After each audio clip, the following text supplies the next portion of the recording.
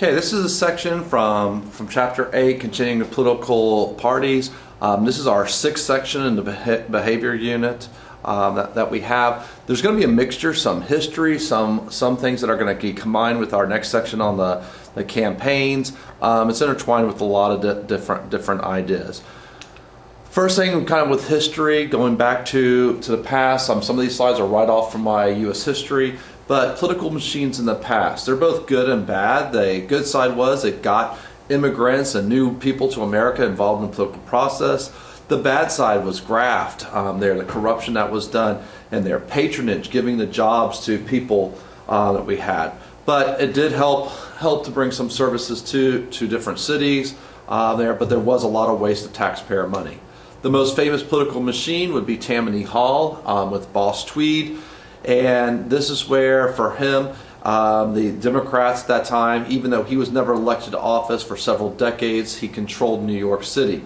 When we had our section about the political cartoons, this is where Thomas Nass becomes more famous, as it was his political cartoons that helped bring him down and showing the power of that the political cartoons have, because there had been for a long time editorials that had been written about the corruption of Boss Tweed. Now, it wasn't just Democrats. The state of New York, you had the stalwarts that had their political machine for the Republicans on the New York state. Now, what ends up happening for the political machines will be in the progressive era. And I know this is a quick review of all kinds of things for history. The stimulus for a lot of that will be when President Garfield is assassinated, and we have a fight between two political machines that are Republicans with the stalwarts and the half-breeds. We'll have a third group that is the mugwumps, and the mugwumps are Republicans that say they'll vote for anybody that's honest, even a Democrat, which is one of the reasons why Grover Cleveland will win the election. Kind of like today, where we have the Lincoln Project Republicans that are supporting Biden even though they are Republicans there. Some of the reforms that were done, direct primaries, where both Republicans and Democrats, instead of backroom deals being made and their hands selected, you would have elections to filter through and see who would be the Republican candidate, the Democratic candidate. The Australian or secret ballot made a difference, because then you didn't have to worry if your boss had told you with the political machines to vote for this candidate with a ballot that wasn't secret. If they knew that you weren't voting the way they wanted to, then they could turn around and fire you. You could be blackballed from your community for some of our ethnic communities.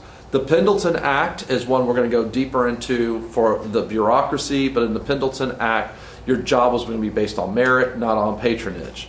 Today, political machines have lost a lot of their power, more because we have a lot more things with interest groups, PACs and the money that they have, and where we have for the media, there's a lot more focus on individuals, so you did not need the machines there. The machines are more working on the state and local level, not on the national level that we have in here. The main role that the political machines have today is to get out the vote drive and to do different grassroots organizations that we have. Again, most of it's more candidate-centered. I was saying, like here in Florida, we still have, even though Jeb Bush hasn't been governor for a while, we have basically what is nicknamed like the Bush machine there, where Adam Putnam was a part of that side. All right, for our national parties, there is an organization. It starts at the top for the National Committee. The Republicans and Democrats have it. There's a chairperson that is selected, usually serves 4 years, sometimes not. Next slide will show you who they are.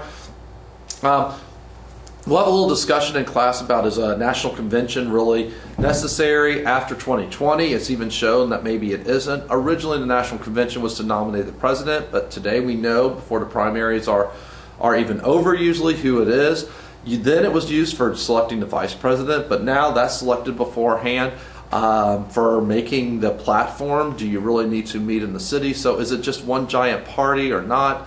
And again, where they were virtual in 2020, so that might show, and it's less and less. Should we have this giant party for the parties? Yeah. Our current chair people are, for the Republicans, Ronna McDaniel, which you see the name Romney. She is, I believe, the niece of Mitt Romney. So that's kind of put her in a strange situation, as Romney has been in an opposition to Trump. And then Tom Perez for the Democrats. Previously, Reince Priebus was the Republican. He then became the chief of staff of Trump before Trump fired him. The person before him was Michael Steele. Michael Steele actually has recently endorsed Biden. For Perez, he is given a lot of credit for taking where the Democrats had a lot of problems in 2016. I say W. Wallstrom Schultz here from Florida was the chairperson, but she was actually removed with the email scandal and basically showing that some of the party was trying to support Hillary over Bernie Sanders. And Tom Perez has kind of smoothed over a lot of that and has the areas working together. Now, whether they will serve after 2021, don't know. More than likely, if we have what's looking right now, if Republicans don't do too well in the election, McDaniel may be the scapegoat. I'm not sure for Perez what his plans are for the future, if he's wanting to do some sort of higher office or not. But normally it's 4 years that you have on there. It's a very stressful job that you are doing this. All right, the convention.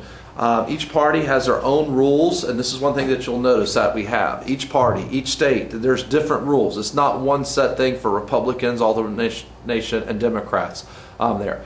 When they have the primaries, and we'll go into this again in the election, the Republicans have it where the first couple primaries are proportional, but after that it becomes winner take all. So if you get the most votes, even if it's not even a majority, you get all or almost all of the votes, the delegates from that state there. This is why in 2016, when Donald Trump was getting only 25 to 35% of the vote in most states, he was still getting the majority of the delegates because he would get with the winner-take-all system.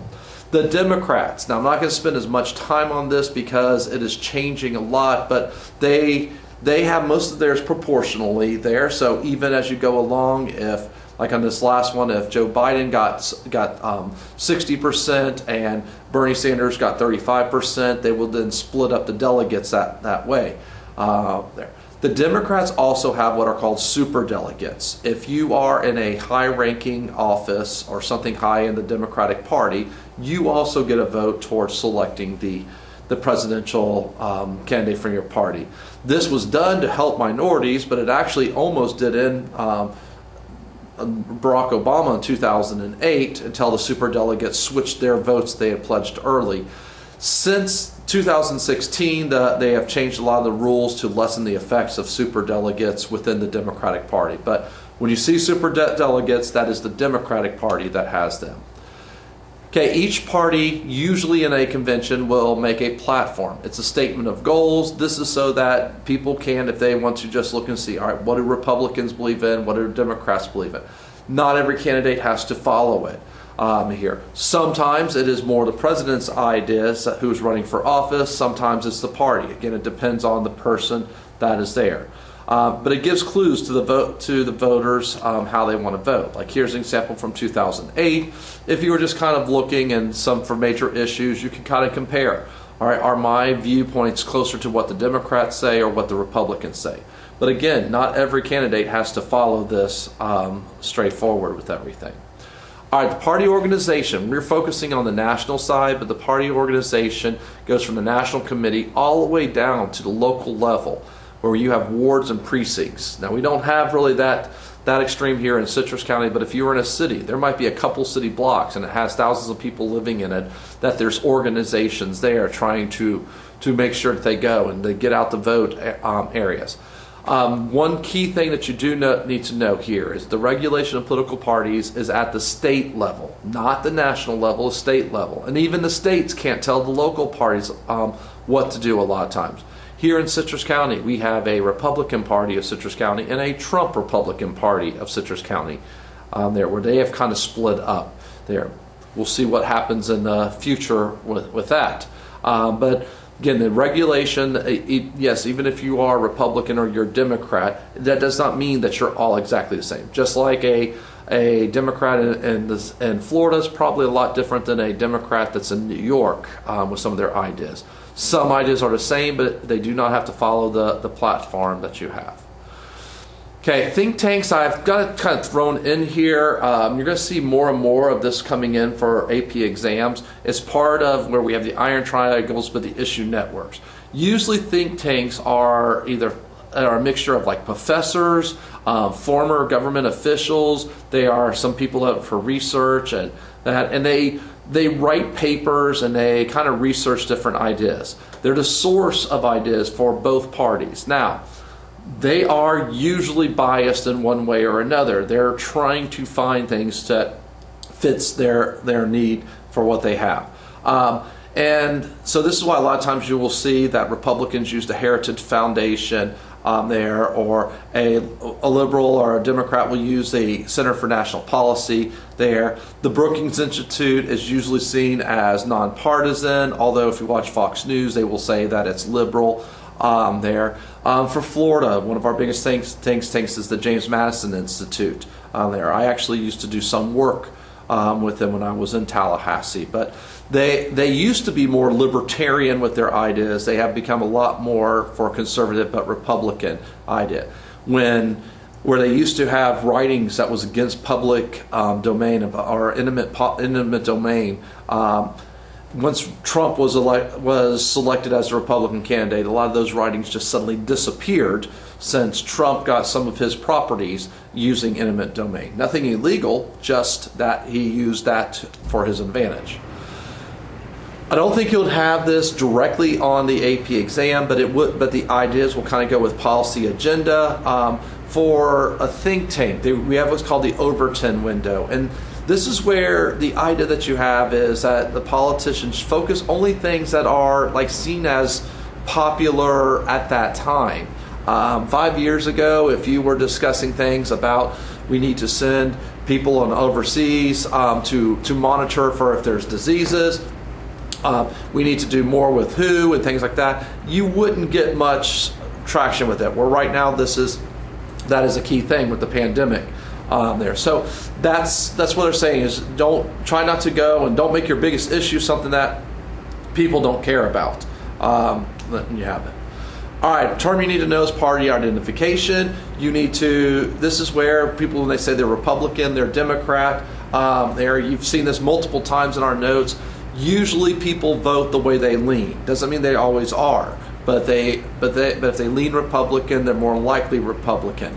Showed the video the other day about the Lincoln Project, and again, their goal from Lincoln Project was to just get 4% of Republicans to switch in their vote and vote for Joe Biden.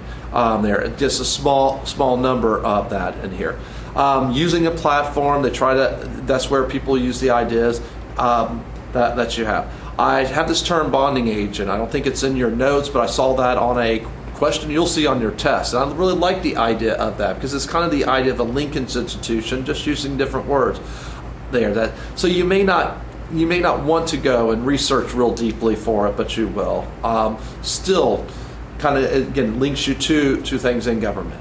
A party line voter is pretty straightforward. They vote straight down for one party, Republican, Democrat in there.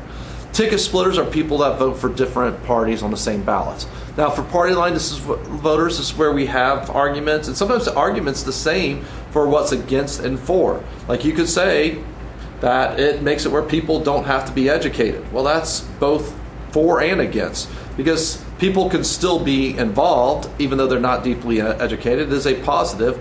Or people don't go and get educated about things, but they still vote just simply because they're Republican, so they're voting straight Republican that way. This term, we had it before. This is major that you have party de-alignment. The idea of de-alignment, and this is a trend that we have had for most of the last 2 decades here, is where we have less and less people are saying they're Republican and Democrat. This is happening with Gen Z and millennials there. What this kind of led to, a lot less in the political machines, a lot more power for the interest groups, more people that are ticket splitting and not being straight line voters. This also has contributed to some of the polarization that we have had here. Now, I'll say what's happening with millennials and Gen Z with this. They were even more likely to say, I'm not Republican, I'm not Democrat, we have had a little shift in that there, probably temporarily, where the Democrats are benefiting from Trump because younger voters are usually not as for Trump. So it's helping the Democrats that some people that would have been independent are more for the Democrats. You see with the different lines, and you notice since 2000, the overall trend has been growing up for people that are with identification are de-aligned. They are not with it. Meanwhile, Democrats and Republicans slowly going down and losing that percentage. Reoccurring question, again, what's the difference between realignment for the parties and party de-alignment? De-alignment is when people are not involved with either party. The realignment is when we have a shift of groups, like in the Deep South, where it went from heavily Democratic to Republican, or the New England states that used to be very Republican, now Democrat. We have, for Catholics, we might be in the middle of a realignment where Catholics used to be strongly Democrat, but they are shifting and they have been more Republican in recent years, although that's kind of, we have another shift coming back with Joe Biden. And the question is that something that's trending back that way, or is it just because Joe Biden is Catholic there? Or as a lot of the older Catholics that are white are passing away, we have Hispanics that tend to be Democrats. So that's where for realignment. All right, our coalitions. This is a broad thing that we have. Please realize this does not mean every Democrat or every Republican is this way, but this are the major groups, and what you need for this is coalition. And that's the tough thing in the political party. How can you get some of these groups to stay together?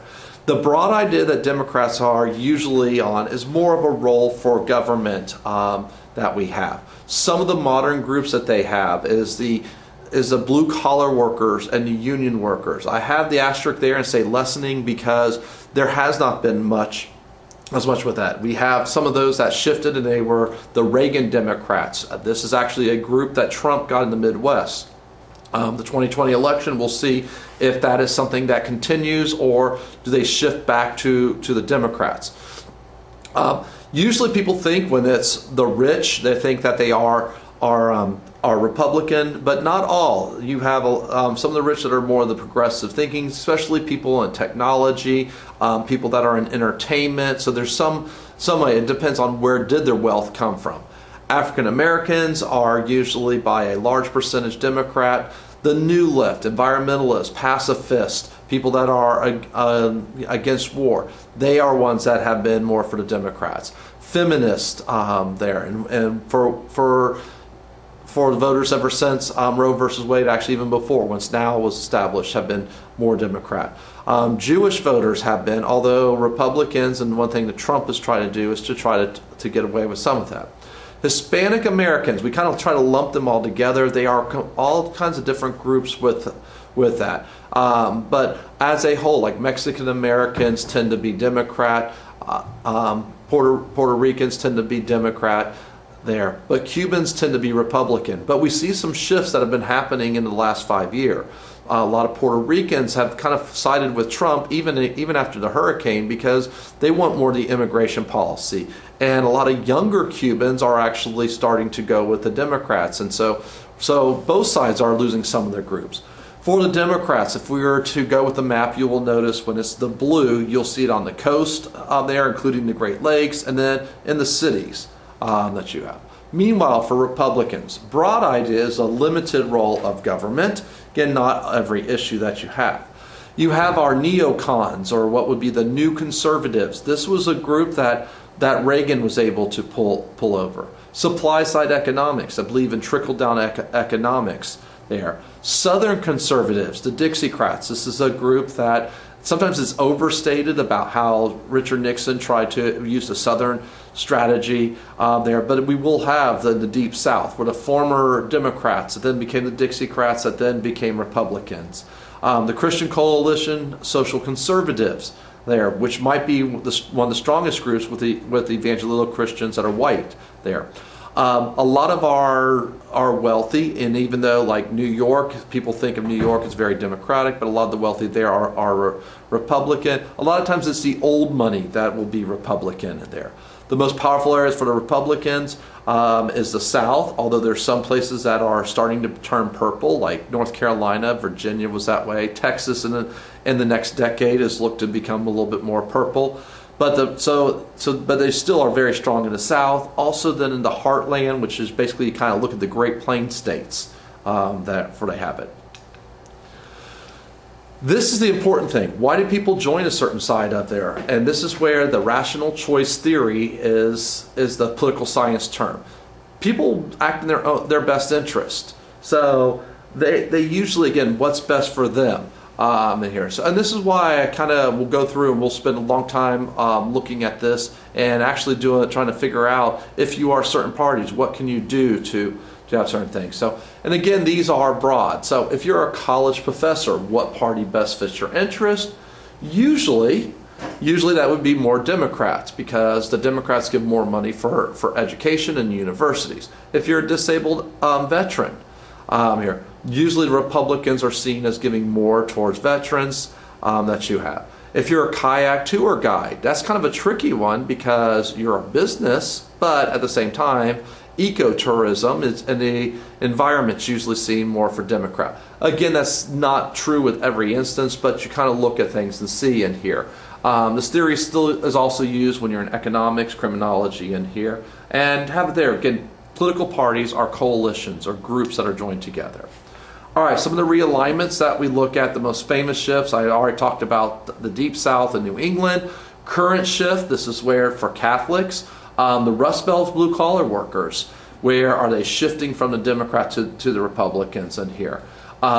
Here's for the Republicans that we look is that a lot of them favor Democrats there. So, and when we kind of break down this and say what priorities, what groups should be a priority for Republicans and how could they be, this is where you kind of look at where after the 2012 election when Mitt Romney lost, the Republicans did an autopsy. And the two groups that they said that they really need to work to try to gain their numbers were, the first and most important group was Hispanic voters. And the main issue that that said for Hispanic voters that could help them would be with pro-life. So this is where for Republicans they looked at that. Some of the issues didn't help. Again, Donald Trump probably didn't help with trying to expand that group and to build the wall and those ideas. The other group was with women, because women are becoming a higher and higher percentage of the voting population. And in the future, probably one of our most prominent groups will be college-educated women there, which also hasn't deemed real good for Republicans. So that's why. How can they change this? Even like the nomination of Barrett can help. And there, as you see, conservative women then there.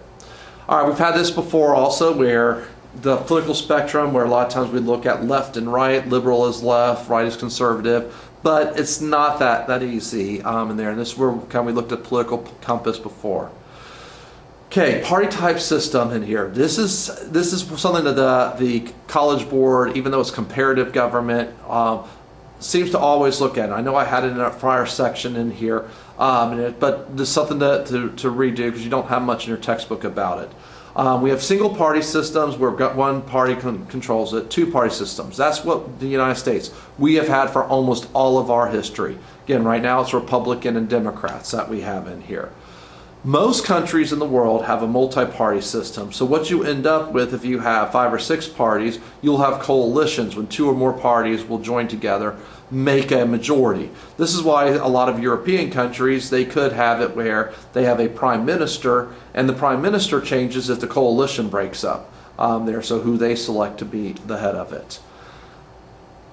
Again, our reoccurring theme that we have, what type of system have we had? A 2-party system that we have in here. Now, why? Some of them are federalisms. If 2020 ends up being a devastating election for the Republicans, it won't be the death of the Republican Party. 2012, people thought it was the death of the Republican Party, and it wasn't. 2016, people thought that was the death of the Democrats, and where are they going to go? And less than 4 years later, they recovered. The reason being is with federalism, we have leaders throughout. You're going to win somewhere. Okay, when Democrats did not do very well in 2016, they still won a lot of mayors there. And we have enough elections that 2 years later, they have a blue wave and they take over the House of Representatives. And the single member districts there make a big difference also. We have only one person that will be our district representative. So it'll be either Daniel Webster or Dana Cottrell. More than likely Webster wins re-election there. So if you're a small party, you really don't have a chance to win in there.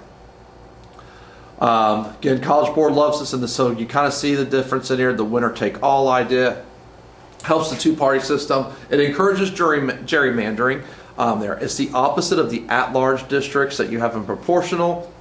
What happens at large districts is you get a percentage. So even if the Green Party only got 5% of the vote, they would get 5% of the representatives. Again, that's what a lot of European countries use. All right, third parties. If you're in class, this was actually the first thing in this section we went over. Third parties have never had a president elected, but they have had people elected as senator, representatives, mayors, even governors in there. So yes, at lower places there. But for most of our history, the two parties have dominated in there. So why are they important? There's a varied reason. They bring new groups into the electorate. They send a message to a major party. They support a cause. They could split a major party vote in here. And that's why where I have the pass-fail quiz with our third parties, you need to know this to give examples of these where we'll go through. There are several elections that they have made a difference. 1844 and 2000 are very similar. The Liberty Party in 1844 had a fraction of the state that voted for them, that if they would not have voted for the Liberty Party, they probably would have voted for Henry Clay. Henry Clay would have won the state of New York, which would give him enough electoral votes to win. 2000, we had similar. Green Party had voted. Most of the Green Party, if they had only the choice of Republican and Democrats, would have probably chosen Al Gore, which he would have then won the state of Florida and won the election. 1912, the Progressive Party, and this is where they split the vote. Teddy Roosevelt will take away voters that probably would have voted for Taft, and that will help them to get Wilson elected. Some people will point to 1992 in the same way with the Reform Party and Ross Perot taking votes away from George H.W. Bush, but most studies don't show that he probably split about evenly, so more than likely Clinton would have won even without Ross Perot in 1992. All right, different type of parties that you have here, and this is where in your writing where you're saying why they're important, you give examples. Historically, for an ideological party, the communist and the socialist in here. Our current and the big one that we have is the libertarian, that in our first unit we kind of went over some of the ideas of the libertarians. Some other recent third parties, some that are around, some that aren't, pacifist, and their Christian Alliance Constitution Party.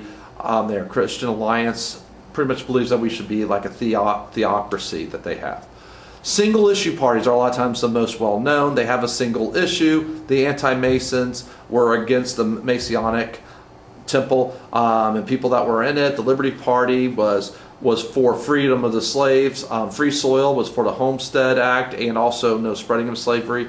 The American or Know Nothing Party was against immigrants. The Greenback Party was wanting to print more money. And their current one, Green, Right to Life, as a third party. The Marijuana Party has basically gone away, as most states have done what their issue was about in here. But that was one. In some places they even had that. Economic protests, and some of these fit in more than one category, like the Greenbacks are sort of with the economic protests, but they will eventually join, and most of them will join the People or Populist Party.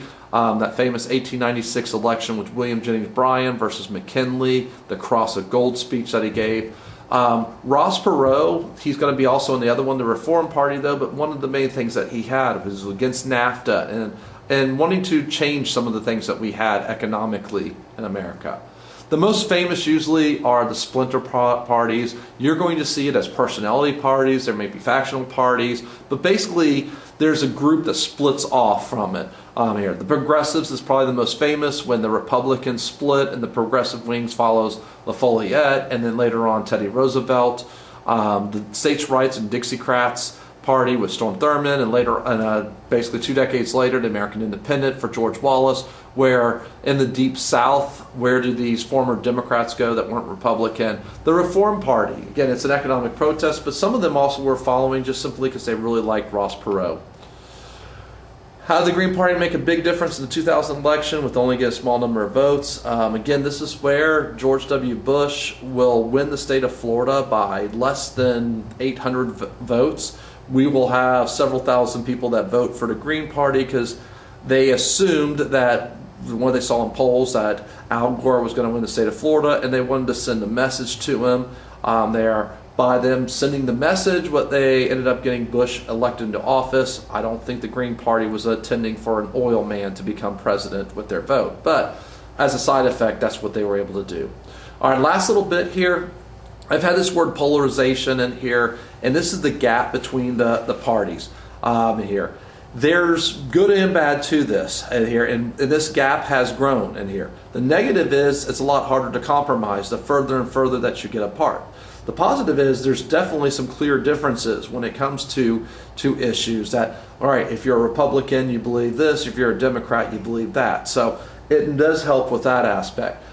Here's where some people think that we may end up having a true third party here. In the 2016 election and during times, a lot of people look back and see in the primaries, and was there really a huge difference between Hillary Clinton and Jeb Bush there? So they were both kind of more centrist moderates in there. I know if Hillary Clinton, Republican, said that she was this like extreme liberal, she wasn't as much as it was made out to be. Same thing was true with Jeb Bush. He was not an extreme conservative either, if he would have been the one. The responsible party model kind of goes with this idea that you have that basically the parties, since a lot of people vote by party identification, they should follow their platform there. The two-party system makes it easier that way there. We're not as likely to achieve this ideal because we're very much independent. We don't vote for parties. You vote for individuals, those single member districts that we have in here. And when I say have we been heading in that direction in recent years, in some ways we have. I mean, this is where the polarization has kind of gone in here and there to make it where it's clear you're voting Republican, you're voting for this, and that polarization, that is a positive of that polarization. All right, some of the questions you'll see in here, I mean, a lot of times we'll have graphs with this for where different voters are. The political parties and government institutions, notice direct primaries, some of these things are combined with some other sections in here. Here's a political cartoon that was about, again, the Green Party votes in 2000 even.